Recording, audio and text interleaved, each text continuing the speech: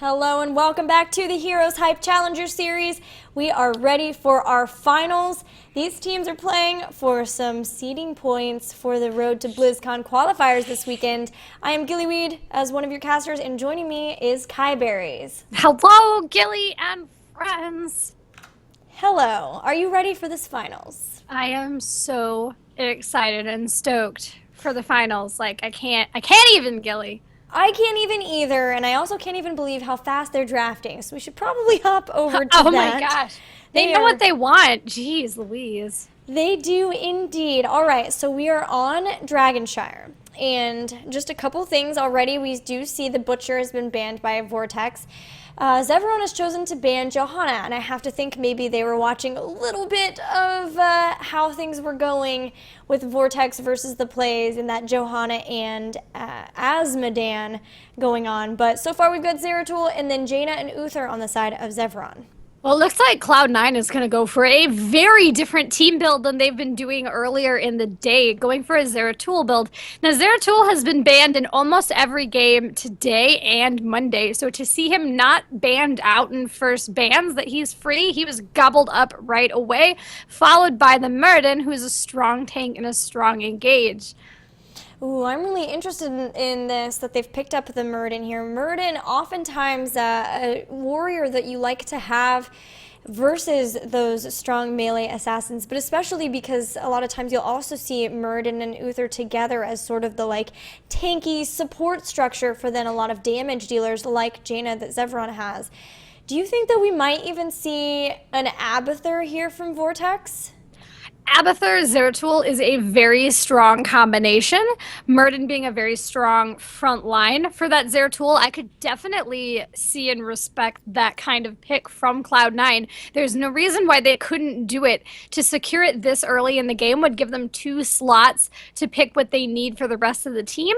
But that is not what they are going for. Instead, well, at least at this point, they're going for a Kael'thas, who still works as a front or backline damage for that team, but showing the Zeratul as a first pick and not taking Abathur before the second phase of bans leaves him open to be banned now by Zeveron. Yeah, it definitely does, and looks like actually Zeveron's okay with the possibility of an Abathur. Instead, going to ban a Sylvanas here, but Vortex going to very quickly limit the amount of melee assassins that are left on the board. Notice they've already banned the Butcher. Now they're taking out Kerrigan. They've even grabbed Zeratul themselves, so they've really decided to limit that, as picking those up, those strong melee assassins, has been really in the meta lately. So now Zeveron have 2 picks of their own. They still need a warrior, probably going to get some more damage dealers. What do you think now, with Johanna and Muradin off the table, Zeveron will grab? They do need their tank. They do definitely need their front line. They're kind of limited in their choices. I would see a new Barak. I don't know about a Panic Tyrael pick. Tyrael usually shows up in 2 tank combos, or in combos that are heavy in the engage, in the dive comps. With the Butcher off the table, I don't know if I can see a dive comp like that coming out of Zeveron. They've taken Tassadar with Uther and taking that Assassin-port, and now Zagara. They've pretty much shown what damage they're going for. I don't know. It would have to be a new Barak in this kind of team. Yeah, they will have a good support for him, of course. The Nubarak, not super tanky of a warrior, but with the Tassadar, he'll have more shields, and then especially, of course, with Uther as well for that. And they will have a lot of potential for stuns, where then Jaina can throw her abilities down, slowing them so they can do more damage. I do feel like Zeveron maybe was showing that they really wanted to grab that Kerrigan with the early Uther and Jaina pickups, but they had to also know that that was most likely going to be banned out by Vortex. Right, there were a lot of denies in the bans based on previous games. The deny of Kerrigan having watched Cloud9, the deny of Butcher, and definitely Sylvanas, again, Cloud9, the deny of Kerrigan having watched Zeveron. They were denies from previous games, maybe not even thinking about what team was being built currently, but maybe previous games that we'd seen today and earlier on Monday. Yeah, definitely. There's a lot of a lot of countering for sure. Now, Vortex have chosen to pick up Malfurion as their support, so we will have that Druid, and then Vala to round out the composition. We've been seeing a lot more Vala lately. Just Vala fits into almost every team. She's so unspecific, and what you can, as we've seen her spec 2 different ways just today, depending on the enemy team and what kind of damage you need out of Vala. She's not a bad pick ever anywhere. She's just a blank slate depending on what you need. She has decent escape. You know, go Vala, go Team Vala. We need a strong, well-rounded damage with escape. Who do we pick? I'll throw a Vala at him. Yeah, and I can't fault them for that as well, or at all as well. And she, even as we've mentioned, she can be really good at denying those objectives, just like a possible picking up of, why do I say Hasmodan? Okay, picking up of like the Dragon Knight, for example. But I feel like Zeveron are playing to our hearts a little bit, because once again, they've picked up Arthas as their warrior. And that Arthas play from Zeveron last game was an inspiration to us all. It was beautiful. I'm ready for it again. We saw how well he played with Jaina. We saw how well he played with Zagara. So why not do it again? It's not broke, right? Yes, exactly right. And they do have a little bit, I don't think they had the Tassadar last time, but I don't see any fault in it for sure. They're going to have lots of vision capabilities. Gosh, between Oracle and the creep from Zagara, that's going to be huge in being able to help make sure that if they are pushing very heavily, they can be able to see if any sort of surprise attacks from Vortex are coming in for sure. Right, and Tassadar, of course, an answer to the Zeratul pick. You often see that when you show one of the stealth heroes early in your hand, you're going to see Tassadar as an answer to that pick. Yeah, we may even see Zeveron choose to pick up Mental Acuity again, just to make sure that they constantly have that Oracle up and ready, and being able to watch out for the flanks from Bobby Hank Hill, who I think looks to be on that Zeratul. So they'll definitely be looking to try to stop those as much as possible. Of course, a Void Prison can always wreck your day if they can get one of those off. But we are loading into the game, guys, and it will be our first game in this best of 3 as our finals. Right, and this is a great map for Zeratul. Not only can he manage ganks in this strange jungle in between the top and bottom shrine and the Dragon Knight, but he can help deny on the Dragon Knight cap with, again, those void prisons, or when you're probably trying to cap a bottom or top shrine, Zeratul popping out of the bushes that are flanking those. It's a good map for Zeratul. Definitely a good first pick for Cloud9, even with a Tassadar against him. Well, we will see that Zeratul put to work by these guys. They are Cloud9 Vortex in the blue, with Bobby Hank Hill on the Tassadar, Kenma playing Kael'thas, Taza is on Muradin, Zizix playing Malfurion, and then lagging behind a little bit, there she is Vala, who will be played by Syracuse.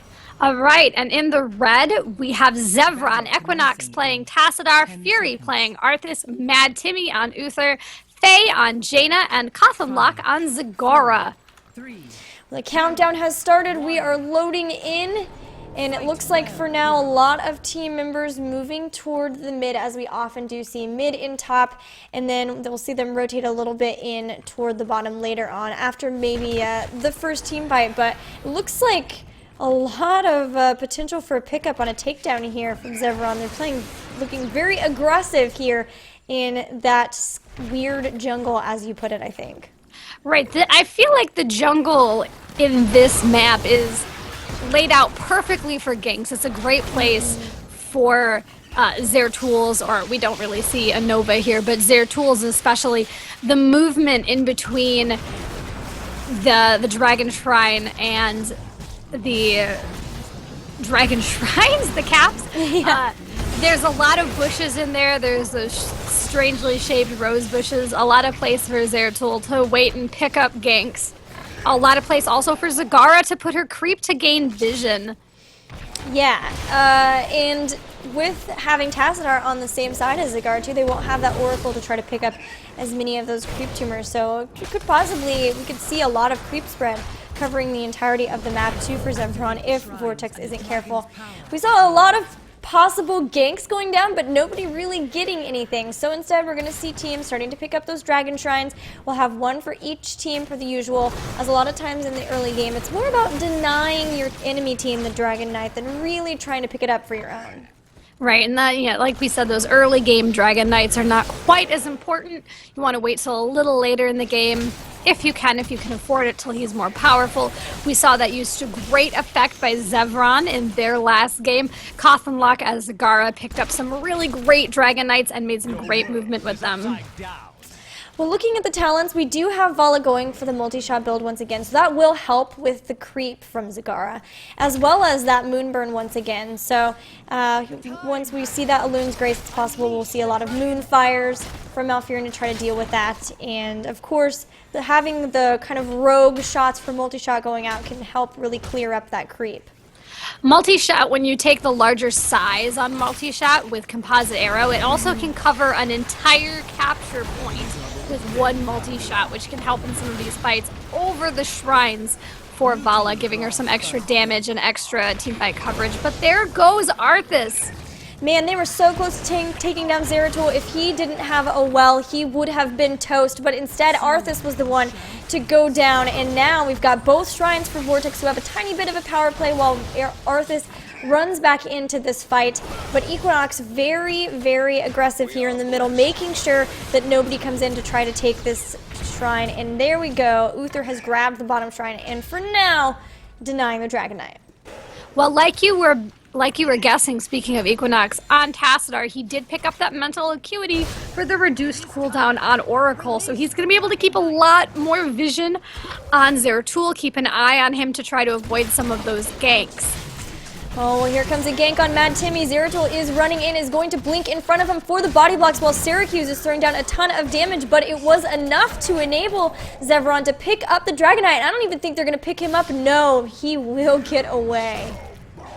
Definitely. How many towers are they going to pick with this Dragon Knight? That's the question we usually ask with early game Dragon Knights. They're not generally strong enough to pick up an outer fort, but they can definitely get 2 towers, and depending on how you rotate, sometimes 4, which is what Equinox is going to do. He's making a beeline for the top lane to try to get another 2 towers out of this Dragon Knight, which would be great for his team. Zagara and Arthas, Fury and Kothenlock there to help him out to try to push out those 2 towers. There goes 1, and possibly here goes number 2. With the help of Zagara, I definitely think he can do it. This was a perfect play by Zeveron. Not only did they take out Kael'thas up top, which enabled the Dragon Knight to rotate up here, but also just the fact that Kothenlock dropped those roaches down in front of the tower right before the Dragon Knight got there, soaking up some more shots. So doing every little bit to get every little use they can out of that Dragon Knight there. And now Muradin even has gone down. This is catapulting Zeveron ahead in experience. They're now a full level ahead and marching toward the level 10 heroic abilities. Absolutely. Another definitely smart move by Zeveron. Last game we saw them using Zagara as the pilot of the Dragon Knight so that they could get some extra siege damage once the Dragon Knight popped. They have their main siege hero right there in place. Now they're using Equinox as Tassadar, who can of course phase shift and run away if he's in a bad spot. But they're in a great spot right now. They are going for the enemy giants, and they're going in very strong on Kenma and Tazza right now. Fury standing on the cap, he is not moving. Arthas very strong. They take the giants and they're going in on Zizix. He escapes, but only barely. Man, Arthas does so much damage with that Frozen Tempest. He's just sitting on the cap point and he's like, you can come fight me on here if you really want to, but I don't think you do. Because we saw, man, Muradin was getting melted in that thing. It was so difficult for them to try to fight over that. And that was at the same talent tier anyway, guys. Yes, they're at a level up, but it wasn't a huge amount. So he's just doing a ton of damage there, and they do also have their heroic abilities. So they're going to pick up the Archon. Once again, Syndragosa as well. We've also got Divine Shield, Water Elemental, and Devouring Moth. This is just amazing Arthas plays by Fury. He is using Arthas in ways we haven't seen in months of Arthas. I'm so impressed. Oh, a Howling Blast goes down, but doesn't quite catch her, but the Water Elemental does, and now Vala is down just in time for the Dragon Shrines to activate. But instead, the Syndragosa goes in there, going after this fort. It is going to be stopped from attacking, and Mad Timmy is around body blocking as that Uther, throwing down the Hammers of Justice in order to take down Kael'thas. Muradin also is going to go down. So now 3 heroes taken down in this, as well as a fort. Strong pushes from Zeveron.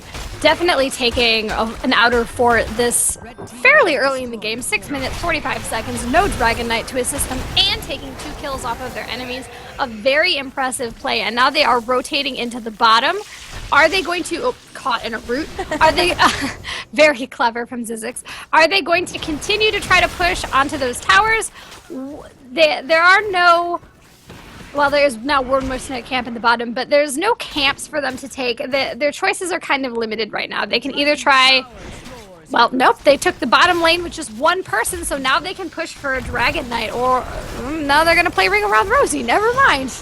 Yeah, they're trying to maybe make something happen there. They've got to be careful. The Phoenix is doing a really good job of zoning, and Syracuse is throwing a ton of damage with the strafe. Actually, they had to use the Divine Shield on Fury on that Arthas, and now Equinox, the only one out of that Void Prison, but it doesn't matter, as Kael'thas will be the first one to go down, and Zizix getting very, very low as well, will be taken out. Tazza, body blocked by so many heroes, will be the next to go down, and now there's a 5 versus 2 situation in favor of Zeveron. They're now almost 3 levels ahead. They're going after Syracuse. The positioning here is so amazing. They kind of bait with the Fury and then just move him down so that the other 2 can take out the Vala. This should definitely be a Dragon Knight for Zeveron. I would think so. One of the things I was thinking when I said Ring Around the Rosie, with this map, when you're respawning, you have the potential to go top or then go bottom, quickly force the enemy team to go round and round and try to recap to get a dragon, but that's not what happened here. Zeveron is able to cap the dragon quickly, and they are pushing into that middle lane to take another inner keep. Yeah, and they're up a talent tier too, so they can be very aggressive, as they've got a Spell Shield and the Ice Block, also Prescience too, and some Relentless, so going for a little more survivability there. Of course, we also have the Mutalisk from Zagara, so that's going to be putting out a lot more damage, and there goes the Syndragosa as well. We're going to see a ton of damage being put on these towers while they are not fighting. Right, and not having any shots or ammunition from the towers from that Syndragosa is great with the Dragon Knight going in. Cothamluck's Dragon is going to live much longer, not taking any damage from any of these structures. Very good use of Syndragosa from Fury.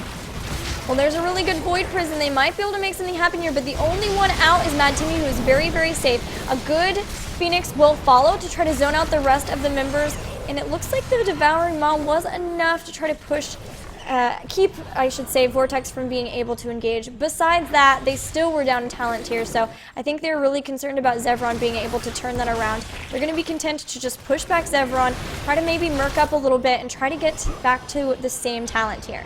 Right, in that engage, the Devouring Maw picked up Tazza, their Muradin, who is, of course, their strong front line. You can't really have Zeratul or Kael'thas, even Vala, go in without somebody there to keep them safe, as you know, especially your Kael'thas, who's going to be one of the squishiest, softest heroes in the game, with no one in front of them to try to peel or take that damage. They had to stay back. They zoned with the Phoenix, but there wasn't much more they could do while Muradin was inside the Maw. That let Zeveron safely back away, regroup, and now come into this new team fight in the bottom lane.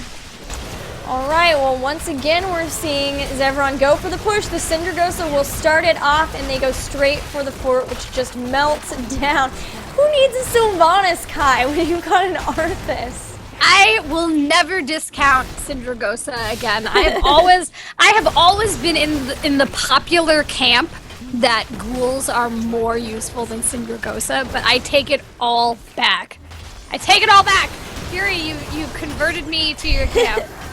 We are now Syndragosa fans, as you have shown us the ways of the frozen dragon.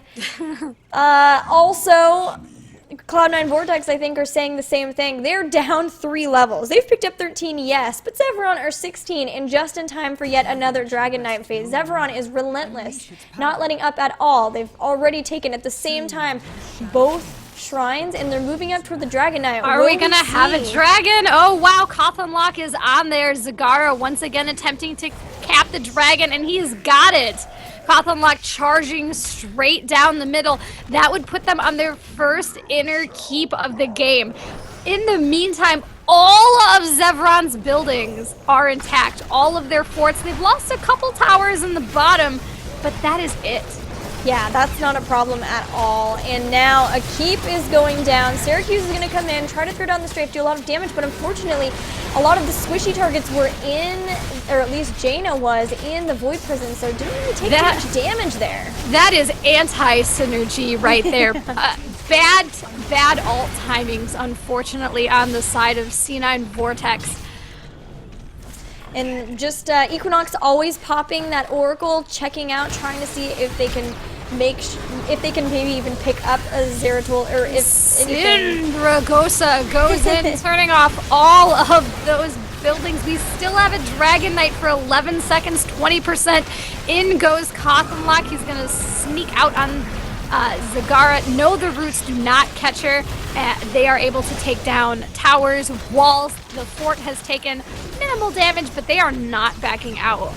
They still have a Devouring Maw, so they could still make something work off of that if they wanted to, but they're going to play it a little safe here. Their opponents are not quite up to their level, but they are pretty healthy. Now it will be Vortex on the chase, though. They are angry. They want to pick up a takedown, but instead they're going to lose their front line. They've lost that Taza now, and there is a great Devouring Maw, and we've seen some fantastic Maws there. The Banelings go down. Vela instantly taken out. Zeratul quickly follows.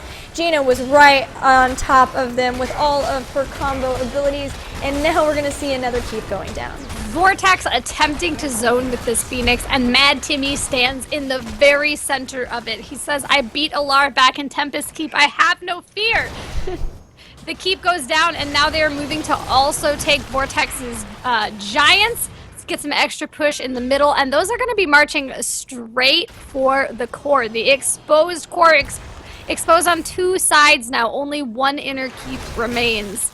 That keep is protected by some towers, so we are going to see Zeveron back off a little bit, although they're going to get a bunch of mercenary camps that are going to keep the pressure on to Vortex. But Vortex have a little bit of time here. They can go and try to catch back up in levels. Their opponents do not have Storm Talents yet, so if they can catch up, get 16, they might have a good window of opportunity to try to take a team fight. This is the time when Vortex needs to lane a little.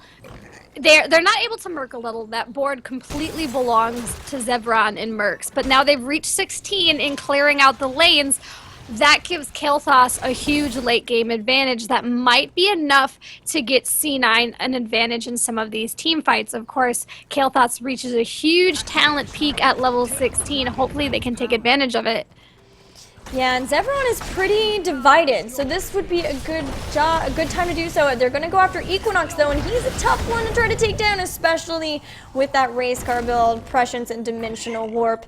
He is not going to be taken down there, and now it looks like we're going to see Cloud9 regroup, try to maybe take somebody else out, but instead Bobby and Kill is going to take a bunch of stuns right in the face. He's going to have to get out. He's being chased down by the Water Elemental. He's going to have to Void Prison Equinox, but it does not catch the Water Elemental, who will deliver the final blow. Walter, the Water Elemental, is relentless. He will never give up, and that is enough for Bobby. It looks like in the top lane, Equinox as Tassadar is going to take back that top shrine, and now they will be able to cap the Dragon Knight. Faye is going in for it, her first Dragon Knight of the night to be piloted, and she is also charging down the middle lane towards that exposed core.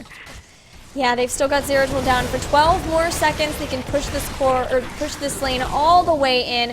Root's only going to stop Faye for a little bit here as they are moving straight in toward the core. They do have to be careful, make sure to spread out. Flame Strike is going to be doing a lot more damage now with that Ignite, and now a Devouring Maw is going to go down, only catches one person in there. Zagara, it does go down. Sindragosa going to move in toward the core, actually away from the core, but it doesn't matter because the core is down. Sindragosa went for that last remaining keep, maybe just out of spite, I don't know, but the Maw catching one was enough, one was all they needed. 17-20, this game goes in the favor of Zeveron. They burned that core down fast, too. Yes, they did. The impress is real. Oh my. Yeah, they had the Dragon Knight, of course. I liked the idea of putting Jaina in the Dragon Knight there at the end because she is so squishy. It was a very nice idea there, as from there she can just kind of go and hit the core with the axe of the Dragon Knight, and then from there they've got a little bit more of their tankier heroes on the core, with the exception of maybe Zagara there. Right. It definitely gave Jaina some extra time. Zagara, one of your better pushers, she by that time has blink so she can escape. Jaina probably did as well, but more damage would be done by the Dragon Knight than Jaina solo. Very smart plays by Zeveron throughout the game gave them the first win over C9. Yeah, man, Zeveron's looking really good. What will we see Cloud9 do to try to come back here? I mean, I feel like a lot of times what we see from them are these really strong burst melee assassin compositions like with Zeratul, but that wasn't quite enough this time. But we know they're capable of changing up their style depending on the map. We've seen some really strong push comps from them tonight as well. So depending on what map they pull for the next game, they could show us something very, very different. Hopefully Zeveron is prepared for a huge switch from C9 because we don't know what we'll see out of them. That's a good point. We saw them totally wreck with the Asmodan in the Johanna, with Sylvanas and Zagara as well. So we might see a little bit of a fight over Zagara even in the next one. Yeah, I definitely, absolutely. All right, well, let's take a break. When we come back, we'll have the next battleground for you in Game 2 in this best of 3. So ready for it. See you then.